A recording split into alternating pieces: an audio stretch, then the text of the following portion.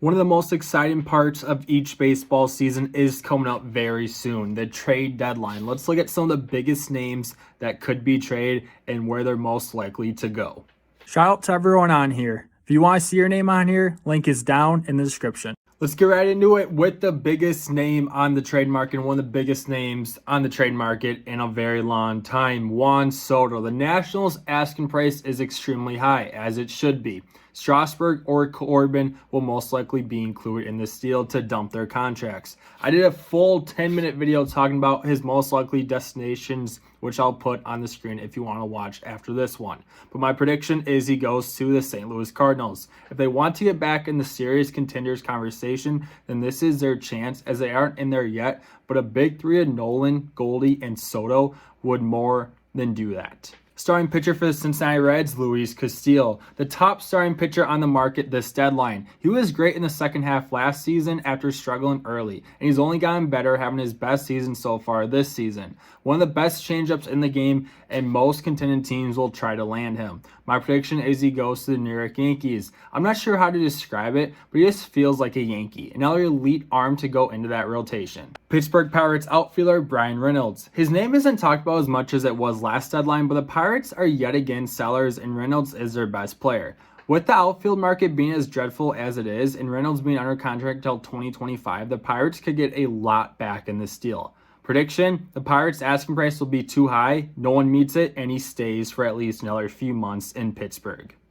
New York Yankees outfielder Joey Gallo. Obviously, the Yankees aren't sellers, but Gallo has been so bad since coming over from the Rangers a year ago that there's not a place on this team anymore. And a team would love to buy low on a player who had some great years in Texas.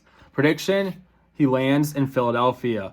Bryce Harper's hurt, Castellanos and Herrera are struggling. You buy low and take a chance and see if he can help you get into the postseason. Royals outfielder Andrew Benintendi. Although the power has taken a big dip with only 3 home runs this season, he's still arguably having his best season, getting on base around a .390 rate with some good defense in left. He's only a rental, but his name has been mixed up in rumors for months now. Prediction, he goes to the Padres. Getting Tatis back will help this team a lot, but until then, they need another big player to get them going, especially with Grisham and Myers' struggles. They're going to need some help in the outfield. The reigning American League MVP, Shohei Ohtani. The Angels have said they won't trade him, but they're not going to say, yeah, we're looking to trade him, because then they lose all leverage. Obviously, they don't have to trade him, but most of the holes on this team can be filled with the kind of package they'd get for the reigning MVP. Prediction, unlike Soto, the Angels are not shopping Ohtani and would need a historic deal to get a deal done. Angels don't get that, and he stays at least until the offseason.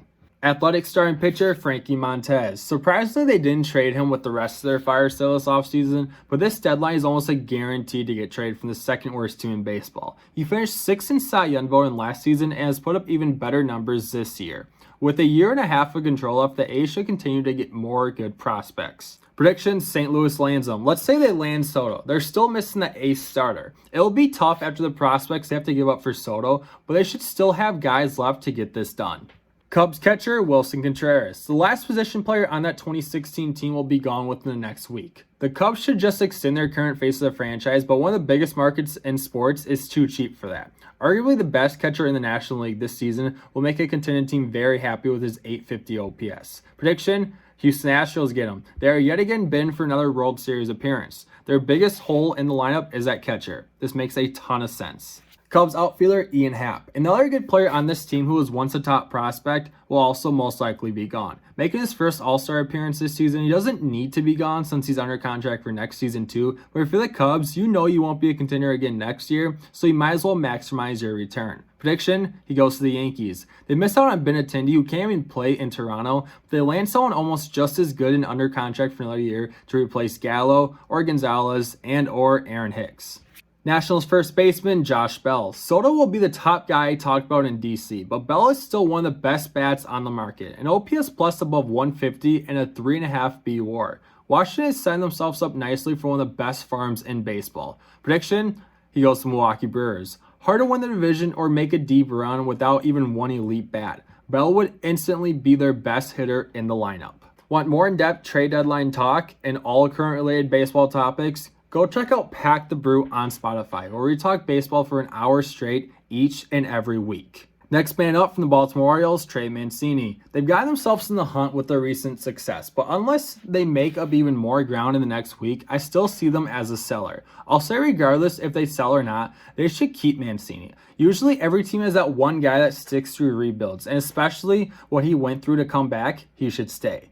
But prediction, he still goes to the Houston Astros. Gurriel has taken a big drop off after winning the batting title last year, and Mancini should be his replacement. From the Marlins, Garrett Cooper. He's been an underrated bat with the Marlins, but finally got some recognition making the All-Star game this season. He has the ability to play the outfield, but he's only played first in DH this season. Miami is still trying to make one last push, but if it doesn't work out, then look for him and other pieces on that team to be gone. Prediction, he lands in Minnesota. First is already covered, but Sanchez has not been great at the DH, or they can replace Gordon in the outfield for him too. Athletics outfielder Ramon Laureano. We could mention everyone on the A's who have any type of value. Sean Murphy and a few other pitchers too. But Montas, who I already mentioned, and Laureano are their biggest names this deadline. His defense in right is great and in center is not. But he has a cannon of an arm everywhere he plays. Offensively, he's been alright, but nothing too special. 2.5 years under contract will still bring some value back to Oakland. Prediction, Oakland will ask more than he's worth, arguing about his control, and no team will meet their asking price. He stays in Oakland for at least another few months. Cincinnati Reds utility man Brandon Drury. Not the highest bar, but he's been a top 2 bat in the Reds lineup this year. And his versatility to play all around the infield and the outfield will make nearly any contending team be interested. Could also be in a package deal with Luis Castillo. Prediction, he lands with the Seattle Mariners. I would be shocked to see Seattle make a huge blockbuster trade, but that doesn't mean they can't improve still. Frazier has not been great at second, and Drury could turn into their everyday second baseman. Pirates starting pitcher Jose Quintana. A solid starting pitcher on the market which nearly every contending team could use. Could possibly be in a package with Reynolds too. Prediction, he lands with the Chicago White Sox. These two spent 6 years together before getting traded in 2017. Chicago has been a huge disappointment, but they still find themselves alive in the playoff race. They should make a huge move, but with all the injuries their pitchers have sustained this season, Quintana could still help them make a push. Reliever from the Rockies, Daniel Bard. Since he won Comeback Player of the Year in 2020, his name has been in trade talks, but he's still in Colorado having his best career season. As they say, you can never have enough bullpen help. With the Rockies out of it and him only being a rental, it wouldn't make much sense for them to keep him. Prediction, he goes to the Brewers. Milwaukee has added a bullpen arm in every deadline recently. With Hader and Boxberger recent struggles, they'll definitely need to do it again. Putting these two together, both from the Red Sox on the left side of the infield, Xander Bogarts and Rafael Devers. Throwing these two together because Boston still buy, but with their recent struggles and having a battle at Baltimore for last place, they should highly reconsider that. They've shown no signs of wanting to extend either of their All-Stars for some reason. Xander under contract till 2025 could keep him in Boston after this deadline. But Devers, who's under contract for another year and has put up a career season, would get Boston a really good return. Prediction, Boston is usually a team who will go for it if they have a chance. I'd be shocked to see them sell. Both stay. Angels starting pitcher Noah Syndergaard. He's not the pitcher he used to be, but he can still be a middle to the end of the rotation guy who can help plenty of teams. No team is going to want to pay that contract for the type of player he is, so the Angels will still be in a good amount of that contract. Prediction, there's plenty of other better starters on the market that I haven't mentioned in this video for cheaper, and unless the Angels want to eat all of his contract, then I think he stays.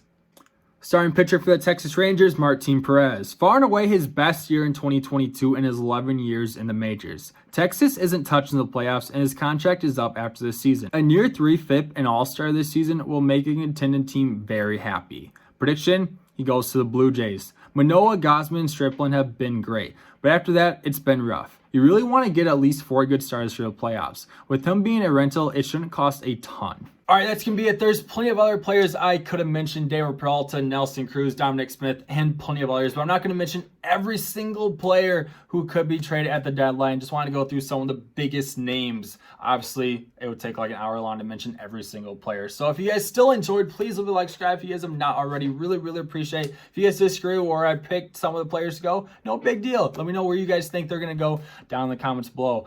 But you guys have an absolute beautiful day. I'll see you in my next video. See ya!